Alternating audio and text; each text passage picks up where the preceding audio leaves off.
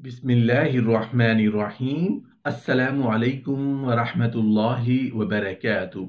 नहमदुहु व नुसल्ली अला रसूलिहिल करीम। अम्मा बाद। जिस औरत में चार सिफात होंगी वो कभी परेशान नहीं होगी। आजमा के देखो। मोहतरम नाजरीन, अल्लाह ताला ने औरत को सिनफ़ नाजिक पैदा फरमाया। अल्लाह ताला ने उसको बहुत सारे एजाज़ात से भी नवाजा। रसूलुल्लाह सल्लल्लाहु अलैहि वसल्लम ने औरत की सिनफी नज़ाकत को मलहूज रखकर उसके साथ रहम व करम करने का हुक्म दिया। उस पर बार और मुशक्कत डालने से मना फरमाया। उसको बेजा सख्ती से निकाल कर इज्जत व वकार का ताज पहनाया। अल्लाह ताला ने औरत को बड़ी इज्जतों शराफतों से माला माल फरमाया। औरत को मर्द की पसली से फायदा फरमाकर उसे इंतहा दर्जे की इज्जत अता फरमाई। औरत को औरत होने पर फख्र करना चाहिए, क्योंकि अल्लाह ने औरत के कदमों में जन्नत को ढेर कर दिया है। रसूलुल्लाह सल्लल्लाहु अलैहि वसल्लम ने एक मौके पर सहाबा कराम को तालीमात दी। अगर वो जिंदगी भर कायम रहें तो उस घर में कभी लड़ाई नहीं हो सकती। और वो तालीमात क्या है? आप सल्लल्लाहु अलैहि वसल्लम ने फरमाया, तुम शादी कंवारी औरतों से करो। और सात औसाफ क्या बयान किए कि उनकी गुफ्तगू काबिल एतबार भी होती है, उनकी गुफ्तगू अच्छी भी होती है और मीठी भी। अगर सारी जिंदगी औरत को ये ख्याल रहे कि मैंने समझदारी की बात करनी है, मैंने अच्छी बात करनी है, काबिल एतबार बात करनी है, तो ऐसी औरत को कभी परेशानी नहीं होगी।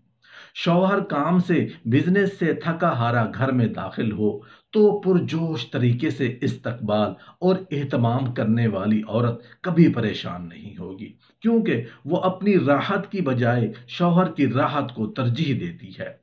उस सहाबिया का किस्सा आपने पढ़ा होगा, किस तरह संजीदगी के साथ बेटे की वफात होने के बावजूद उन्होंने वो किस्सा नहीं खोला, बल्कि पहले अपने शौहर को खुश आमदीद कहा, एहतमाम किया, फिर खाना पेश किया। ऐसी औरत भी जिंदगी में कभी कोई गम नहीं देखती। और तीसरा कि ऐसी औरत धोखा कम देती है। और अगर किसी औरत को ये तौफीक मिल जाए, कुछ भी हो जाए, मैंने कोई बात अपने खावन से धोखे की नहीं करनी, हकीकत के मुताबिक जिंदगी भी और जिंदगी के अमूर भी उसके सामने रखने हैं, ये औरत भी कभी परेशान नहीं होती। और चौथा आपने फरमाया, इसलिए कि वो थोड़ी चीज पे राजी हो जाती है। जिसको अल्लाह शुक्र की तौफीक दे दे, ये औरत भी जिंदगी में कभी परेशान नहीं होती। वो कौन सी बेटी होगी जिसकी शादी हो और वो वापस अपने माँ बाप को मिलने के लिए ना आए?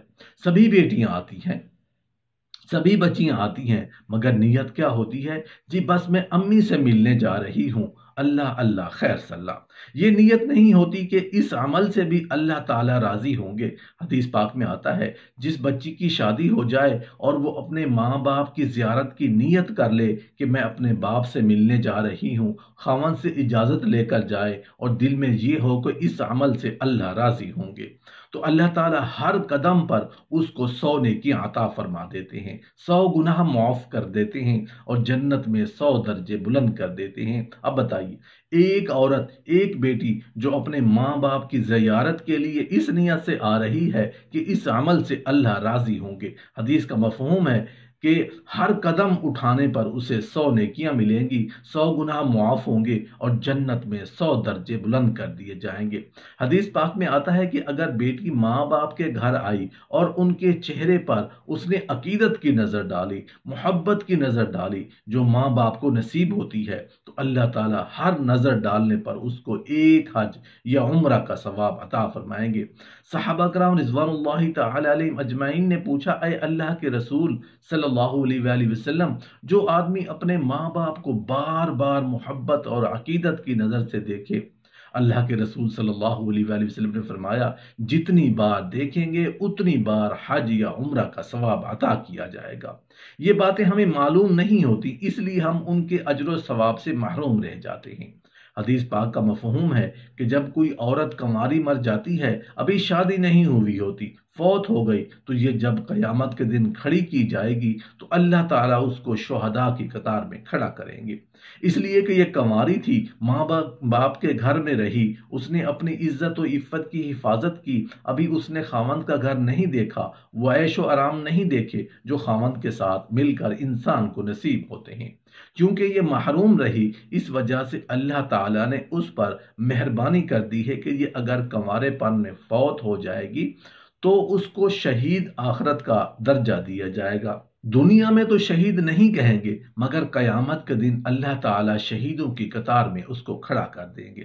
جب بچی کی شادی ہو جاتی ہے اور اب یہ اپنے خاوند کی فرما برداری کرتی ہے اور ساتھ ہی اللہ تعالیٰ کی عبادت بھی کرتی ہے، تو فقہا نے یہ مسئلہ لکھا ہے کہ کنواری عورت ایک نماز پڑھے گی تو ایک نماز کا ثواب ملے گا، شادی شدہ ہونے کے بعد نماز پڑھے گی تو 21 نمازوں کا ثواب ملے گا۔ کس لیے کہ اب اس پر دو خدمتیں ضروری ہو گئی ہیں، ایک خاوند کی خدمت اور دوسری اللہ تعالیٰ کی عبادت، تو دو بوجھ پڑ گئے۔ جب خاوند کی خدمت کرتے ہوئے اللہ کی عبادت کرے گی تو اللہ تعالیٰ اس کے اجر و ثواب کو بڑھا دیتے ہیں۔ دیکھا، نماز ایک پڑھی 21 نمازوں کا ثواب پا گئی۔ اللہ تعالیٰ نے یوں اس کے ساتھ نرمی اور مہربانی فرما دی۔ ازدواجی زندگی میں اللہ تعالیٰ نے قرآن پاک میں مردوں کو سفارش کی ہے کہ عورتوں کے بارے میں فرمایا وَعَاشِرُوهُنَّ بِالْمَعْرُوفِ، تم نے ان عورتوں کے ساتھ اچھے طریقے سے زندگی گزارنی ہے۔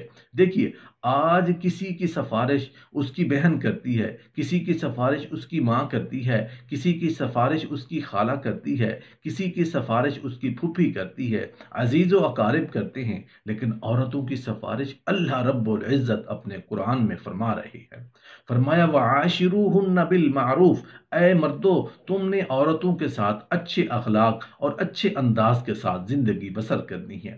عورت اگر اپنے خاوند کے ساتھ اچھے انداز میں زندگی بسر کر رہی ہے، اس کے بعد اس عورت کو امید لگ گئی ہے، یہ حاملہ ہو گئی ہے، تو حدیث پاک کا مفہوم ہے جس لمحے اس کو حمل ہوا اس لمحے اللہ تعالیٰ اس عورت کے پچھلے گناہوں کو معاف فرما دیتے ہیں۔ کس لیے؟